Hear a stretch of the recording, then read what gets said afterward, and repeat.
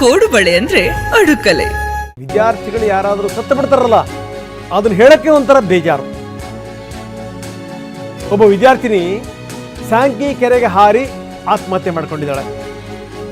ಏನು ನಿಜಕ್ಕೂ ಇದು ಅರ್ಥವಾಗಿರೋ ಸಂಗತಿ ಇದು. 20 ವರ್ಷ ಅವಳಿಗೆ ಏನು ಮಹಾನ್ ವಯಸ್ಸು. ಸಾಯುವಂಥ ಟೈಮಲ್ಲಿ ತನ್ನ ಪ್ರಿಯಕರನಿಗೆ ಒಂದು ಮೆಸೇಜ್ ಬೇರೆ.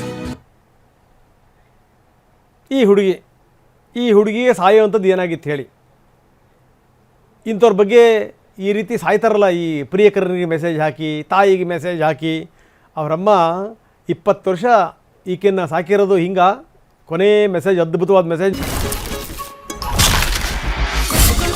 ಸಾಂಪ್ರದಾಯಿಕ ರೆಸಿಪಿ, ಮತ್ತಷ್ಟು ಬೇಕೆನಿಸುವ ರುಚಿ. ಕೋಡುಬಳೆ ಅಂದ್ರೆ ಅಡುಕಲೆ.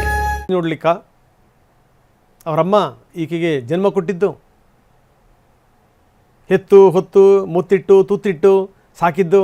ನೀನು ಸಾಯಮ್ಮ, ನೀನು 20 ವರ್ಷ ಬರ್ತಿದ್ದಂಗೆ ನೀನು ಸತ್ತೋಗ್ಬಿಡು. ಹಿಂದೆಲ್ಲ ನಾವು ಪುರಾಣಗಳಲ್ಲಿ ಕೇಳ್ತಾ ಇದ್ವಿ, ಚಿಕ್ಕ ವಯಸ್ಸಿಗೆ ಮಕ್ಕಳು ಹೋಗ್ಬಿಡ್ತಾರೆ, ಅಂಥ ಮಗು ಬೇಕಾ, ದೀರ್ಘಾವಧಿಯ ಮಗು ಬೇಕಾ ಅಂತ ಕೇಳಿದ್ರೆ ಇಲ್ಲ, ಈ ಚಿಕ್ಕ ವಯಸ್ಸಲ್ಲೇ ಸಾಧನೆ ಮಾಡಬೇಕು, ಅಂಥವ್ರನ್ನೇ ಕೊಡಿ ಅಂತ. ಇವರು ಸಾಧನೆ ಮಾಡುವಂಥವ್ರ. ಪ್ರಿಯಕರನಿಗೊಂದು ಮೆಸೇಜ್ ಅಂತೆ, ತಾಯಿಗೊಂದು ಮೆಸೇಜ್ ಅಂತೆ, ಅಲ್ಲಿಂದ ಈಕೆ ಹಾರಿ ಆತ್ಮಹತ್ಯೆ ಮಾಡ್ಕೊಳ್ಳೋದಂತೆ. ಏನಿದೆ ಅರ್ಥ ಇದು? ಬಹಳ ಬೇಜಾರಾಗೋದು ಇಂಥ ಸಂದರ್ಭದಲ್ಲಿ. ನೋಡಿ, ನಮ್ಮ ಯುವಕರಿಗೆ ಯಾವ ಶಾಖಗಳನ್ನು ತಡ್ಕೊಳ್ಳೋಂಥ ಶಕ್ತಿ ಇಲ್ವಲ್ಲ ಕರ್ಮ. ಬರೀ ನಾನು ಈ ತೇಜು ವಿಚಾರಕ್ಕೆ ಸಂಬಂಧಪಟ್ಟಂಗೆ ಮಾತ್ರ ಹೇಳ್ತೀನಿ ಅಂತ ಅಂದ್ಕೋಬೇಡಿ. ಈಗಿನ ವಿದ್ಯಾರ್ಥಿಗಳನ್ನು ನೋಡಿ, ಕೆಲವರು ಸಾಧನೆ ಮಾಡಬೇಕು ಅಂತಲೇ ಹೆಜ್ಜೆ ಇಡ್ತಿರುವಂಥ ಕೆಲ ವಿದ್ಯಾರ್ಥಿಗಳು, ಯುವಕ ಯುವತಿಯರು, ಇನ್ನು ಕೆಲವರು ಎಲ್ಲೋ ಒಂದು ಕಡೆಗೆ ಹೇಡಿಗಳ ಥರ ವರ್ತನೆ ಮಾಡ್ತಾರೆ. ಹೇಡಿಗಳ ಥರ. ಪೊಲೀಸರು ಅವರ ಪೋಷಕರಿಗೆ ಸಂದೇಶ ಮುಟ್ಟಿಸಿದ್ದಾರೆ, ಹೆಂಗಾಗಬೇಕು. ಬೆಳಗ್ಗೆನೇ ಆ ಸುದ್ದಿ ಕೇಳಿದಾಗ ಎದ್ನೋ ಬಿದ್ನೋ ಅಂತ ಓಡ್ ಬರ್ತಾ ಇದ್ದಾರೆ ಈಗ ಅವ್ರ ಪೋಷಕರು.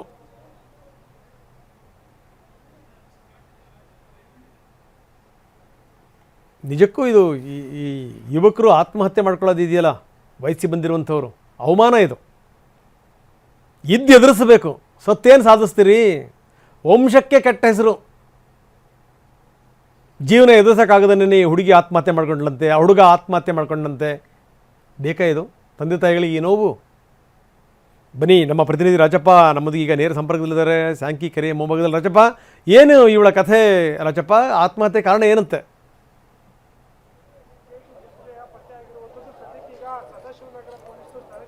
ರಂಗನಾಥ್, ನಿನ್ನೆ ರಾತ್ರಿ ಮನೆ ಬಿಟ್ಟಿದ್ದಂತಹ 20 ವರ್ಷದ ತೇಜು ಎಂಬ ಯುವತಿ ಇವತ್ತು ಬೆಳಗಿನ ಜಾವ ಸದಾಶಿವನಗರ ಸಮೀಪದ ಸ್ಯಾಂಕಿ ಕೆರೆಯಲ್ಲಿ ಶವವಾಗಿ ಪತ್ತೆಯಾಗಿರುವಂಥದ್ದು. ಸದ್ಯಕ್ಕೆ ಘಟನಾ ಸ್ಥಳಕ್ಕೆ ಸದಾಶಿವನಗರ ಪೊಲೀಸರು ಭೇಟಿ ಕೊಟ್ಟು ಪರಿಶೀಲನೆ ಕೂಡ ಮಾಡ್ತಿದ್ದಾರೆ. ಅದರ ಜೊತೆಗೆ ಅವರ ಕುಟುಂಬಸ್ಥರಿಂದ ಮಾಹಿತಿಯನ್ನು ಕಲೆ ಹಾಕುವಂತ ಕೆಲಸವನ್ನ ಕೂಡ ಮಾಡ್ತಿದ್ದಾರೆ.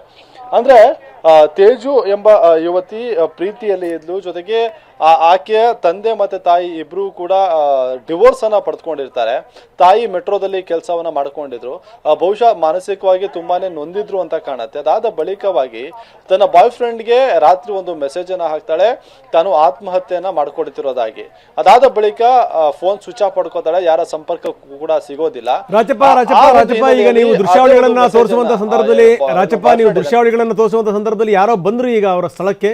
ಅವ್ರನ್ನ ತೋರಿಸುವಂತ ಪ್ರಯತ್ನ ಮಾಡಿ. ಅವ್ರ ತಂದೆನೋ ಅವರ ಬಂಧುಗಳು ಯಾರು ಅಂತ ಒಂಚೂರು ನೋಡಿ.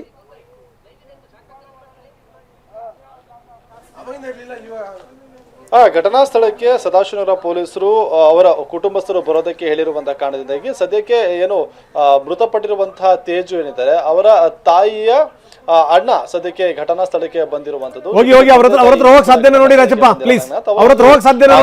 ನಿಜಕ್ಕೂ ಕೂಡ ರಾಜಪ್ಪ, ಅವ್ರ ಹತ್ರ ಹೋಗಕ್ ಸಾಧ್ಯನಾ ನೋಡಿ, ಅವ್ರ ಹತ್ರ ಮಾತಾಡ್ಲಿಕ್ಕೆ ಸಾಧ್ಯನಾ ನೋಡಿ. ರಂಗನಾಥ್, ಕ್ರೈಮ್ ಸೀನ್ ಆಗಿರೋದ್ರಿಂದಾಗಿ ಪೊಲೀಸರು ಮಾಧ್ಯಮದವರನ್ನ ಹತ್ತಿರ ಸೆಕ್ಯೂರ್ ಮಾಡ್ಕೊಂಡಿದ್ದಾರೆ. ಸದ್ಯಕ್ಕೆ ಸೋಕೋ ಟೀಮ್ ಸೋಕೋ ಟೀಮ್ ಬಂದು ಪರಿಶೀಲನೆ ಮಾಡಿ ಅಲ್ಲಿ ಘಟನಾ ಸ್ಥಳದಲ್ಲಿ ಇದು ನಿಜಕ್ಕೂ ಕೂಡ ಆತ್ಮಹತ್ಯೆನ ಅಥವಾ ಬೇರೆ ಏನಾದ್ರು ಕಾರಣ ಇದೆಯಾ ಅನ್ನುವಂಥದ್ದಲ್ಲಿ ಏನಾದ್ರು ಸಾಕ್ಷ್ಯ ಸಿಗತ್ತಾ ಅನ್ನುವಂತಹ ನಿಟ್ಟಿನಲ್ಲಿ ಅದನ್ನ ಪತ್ತೆ ಮಾಡುವಂತಹ ಕೆಲಸವನ್ನ ಕೂಡ ಮಾಡಿದ್ದಾರೆ. ಕ್ರೈಮ್ ಸೀನ್ ಆಗಿರುವಂತಹ ಕಾರಣದಿಂದಾಗಿ ಪ್ರಾಥಮಿಕವಾಗಿ ನಾವು ಕೂಡ ಮುಂದೆ ಹೋಗುವಂತ ಪ್ರಯತ್ನ ಮಾಡಿಲ್ಲ. ಯಾಕಂದ್ರೆ ಅಲ್ಲಿ ಕೆಲವೊಂದಷ್ಟು ಸಾಕ್ಷ್ಯಗಳು ಪೊಲೀಸರಿಗೆ ಸಿಗ್ಬೋದು, ಅವರಿಗೆ ನೆರವಾಗ್ಲಿ ಅನ್ನುವಂತ ಕಾರಣದಿಂದಾಗಿ. ಹಾಗಾಗಿ ಇನ್ನು ನಿನ್ನೆ ನೈಟ್ ವಿಚಾರಕ್ಕೆ ಬರೋದಾದ್ರೆ, ರಾತ್ರಿ ಮನೆ ಬಿಟ್ಟಿದ್ದಂತಹ ತೇಜು ಇಲ್ಲಿ ಸದಾಶಿವನಗರ ಸುತ್ತಮುತ್ತ ಸಾಕಷ್ಟು ಕಡೆ ಸುತ್ತಾಡಿದ್ದಾಳೆ. ಅದಕ್ಕೆ ಸಂಬಂಧಪಟ್ಟಂತ ಒಂದಷ್ಟು ಸಿಸಿಟಿವಿ ಫುಟೇಜ್ ಅನ್ನ ಕೂಡ ಪೊಲೀಸರು ಈಗಾಗಲೇ ವಶಕ್ಕೆ ಪಡೆದುಕೊಂಡಿರುವಂತದ್ದು. ಜೊತೆಗೆ ಕುಟುಂಬಸ್ಥರು ಕೂಡ ಹುಡುಕಾಟವನ್ನ ಕೆಲಸವನ್ನ ಮಾಡಿದ್ದಾರೆ.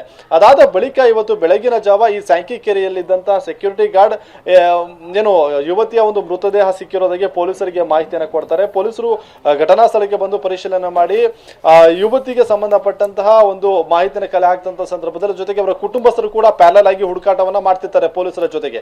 ಅದಾದ ಬಳಿಕವಾಗಿ ಇವತ್ತು ಬೆಳಗಿನ ಜಾವ ಮೃತದೇಹ ಸಿಕ್ಕಿರುವಂತದ್ದು. ನಿಜಕ್ಕೂ ಕೂಡ ಈ ಘಟನೆಗೆ ನಿಖರವಾದಂತಹ ಕಾರಣ ಏನು ಅಂದ್ರೆ, ಆಕೆ ಮಾನಸಿಕವಾಗಿ ನೊಂದಿರೋದಾದ್ರೆ ಯಾಕೆ ಅನ್ನುವಂತ ಪ್ರಶ್ನೆ ಸದ್ಯಕ್ಕೆ ಉಂಟಾಗಿರುವಂತದ್ದು. ಅಂದ್ರೆ ತಂದೆ ತಾಯಿ ಇಬ್ರು ಕೂಡ ಬೇರೆ ಪಟ್ಟಿದ್ರು, ತಂದೆಯ ಪ್ರೀತಿ ಕೂಡ ಆಕೆಗೆ ಸಿಕ್ಕಿರಲಿಲ್ಲ, ಜೊತೆಗೆ ಬಾಯ್ ಫ್ರೆಂಡ್ ಕೂಡ ಇದ್ದ ಅನ್ನುವಂತ ಮಾಹಿತಿ ಸದ್ಯಕ್ಕೆ ಗೊತ್ತಾಗ್ತಾ ಇರುವಂತದ್ದು. ಹಾಗಾಗಿ ಬಾಯ್ ಫ್ರೆಂಡ್ ಜೊತೆಗೆ ಏನಾದ್ರು ಜಗಳ ಆಗಿತ್ತಾ ಅನ್ನುವಂಥದ್ದು ಕೂಡ ಸದ್ಯಕ್ಕೆ ಗೊತ್ತಾಗ್ತಿರುವಂತಹ ವಿಚಾರ. ಗಮನಿಸ್ತಾ ಇದ್ದಾರೆ ಅವರ ಒಂದು ಚಿಕ್ಕ ಅಂದ್ರೆ ಯುವತಿ ಏನಿದ್ರೆ ಆಕೆಯ ತಾಯಿಯ ಸಹೋದರ ಕೂಡ ಘಟನಾ ಸ್ಥಳದಲ್ಲಿ ಬಂದು ಅವರ ಒಂದು ಆಕ್ರಂದನ ಕೂಡ ಮುಗಿಲು ಮುಟ್ಟಿರುವಂತದ್ದು. ಅಂದ್ರೆ ಎದೆ ಎತ್ತರಕ್ಕೆ ಬೆಳೆದಿದ್ದಂತಹ ಮಕ್ಕಳು, ಅದ್ರ ಜೊತೆಗೆ ಆಕೆ ಡಿಗ್ರಿಯನ್ನ ಕೂಡ ಓದ್ತಾ ಇದ್ಲು ಚಿಕ್ಕಬಾಣವರ ಸಮೀಪದಲ್ಲಿರುವಂತಹ ಒಂದು ಕಾಲೇಜಲ್ಲಿ. ಅದ್ರ ಜೊತೆಗೆ ಅವರು ಪೀಣ್ಯ ಭಾಗದ ನಿವಾಸಿಗಳು ಆಗಿರ್ತಾರೆ. ಅಲ್ಲಿಂದ ಹೇಗ್ ಬಂದ್ರು, ಜೊತೆಗೆ ಟೂ ವೀಲರ್ ಏನನ್ನ ಬಳಸ್ಕೊಂಡ್ರ, ಜೊತೆಗೆ ವಾಕಿಂಗ್ ಅಲ್ಲಿ ಏನಾದ್ರು ಬಂದಿದ್ದಾರಾ ಅನ್ನುವಂಥದ್ದು, ಬಂದು ಆತ್ಮಹತ್ಯೆಯನ್ನು ಮಾಡ್ಕೊಂಡಿದ್ದಾರೆ ಅನ್ನುವಂಥದ್ದು ಇನ್ನಷ್ಟೇ ಗೊತ್ತಾಗಬೇಕಾಗಿರುವಂತಹ ಸಂಗತಿ. ಸದ್ಯಕ್ಕೆ ಸದಾಶಿವನಗರ ಪೊಲೀಸರು ಸೋಕೋ ಟೀಮ್ ಅನ್ನ ಕರೆಸಿ ಘಟನಾ ಸ್ಥಳದಲ್ಲಿ ಪರಿಶೀಲನೆ ಮಾಡಿ ಮೃತದೇಹವನ್ನ ಈಗ ಇಲ್ಲಿಂದ ಸ್ಥಳಾಂತರ ಮಾಡುವಂತ ಕೆಲಸವನ್ನ ಕೂಡ ಮಾಡ್ತಿದ್ದಾರೆ.